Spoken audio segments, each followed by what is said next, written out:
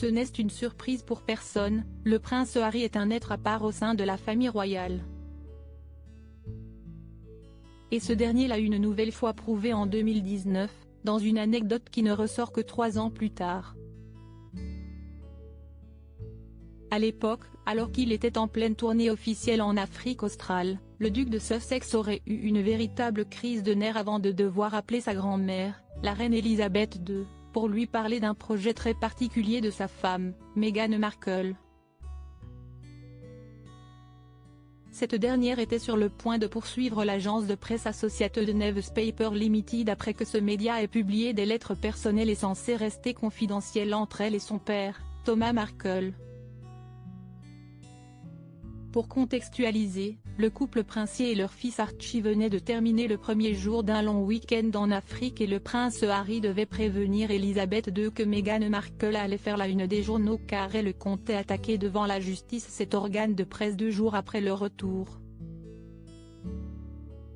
Le prince Harry a totalement perdu le contrôle de ses nerfs forcément. Harry devait absolument prévenir sa grand-mère pour qu'elle ne soit pas prise de court par la tournure que pourraient prendre les événements après que Meghan Markle ait déposé sa plainte.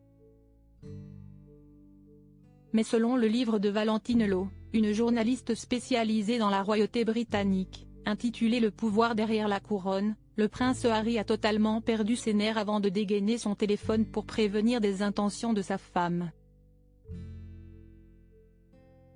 Voici ce que raconte le livre en question, qui sortira en librairie au début du mois d'octobre. Harry a eu une énorme crise de nerfs avant de devoir parler à la reine.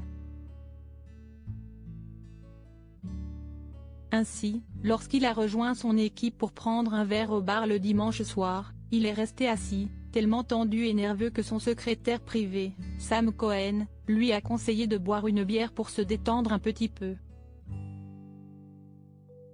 L'histoire de Meghan Markle a fait ressurgir celle de Diana pour le prince Harry. Les révélations ne s'arrêtent pas là.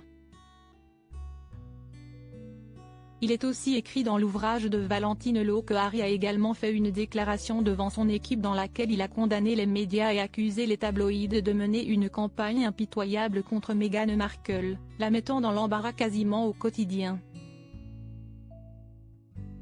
Mais avant de rendre sa déclaration publique, il devait impérativement passer ce coup de fil à sa grand-mère, ce qui a eu le don de le mettre dans tous ses états. Une fois que cela a été fait, évidemment, personne ne connaît ce que Harry et Elisabeth II se sont dit au téléphone. Le duc de Sussex a publié un communiqué officiel qui indiquait « Il arrive un moment où la seule chose à faire est de s'opposer à ce genre de comportement, qui peut détruire la vie des gens. » J'ai vu ce qui se passe quand une personne que j'aime est banalisée au point de ne plus être traitée ou vue comme une vraie personne. J'ai perdu ma mère et maintenant je vois ma femme être victime des mêmes forces puissantes. Pour rappel, le fossé entre les Sussex et les autres membres de la famille royale a fait la une des journaux ces 2 dernières années, Harry et Meghan ayant critiqué leur vie au Royaume-Uni lorsqu'ils ont parlé aux médias américains depuis leur déménagement en Californie. Un livre qui risque de faire du bruit. Le livre en question risque de faire grand bruit à sa sortie.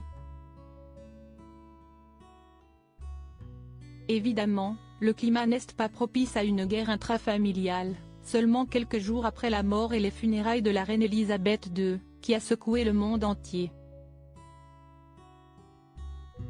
Pour revenir au procès de Meghan Markle, cette dernière l'a remporté en recevant $1 symbolique de la part du Mail Sunday en plus de l'appel rejeté.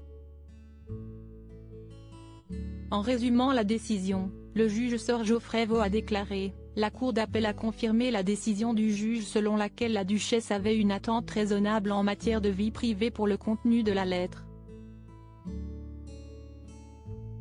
Mais l'affaire risque donc de faire à nouveau du bruit.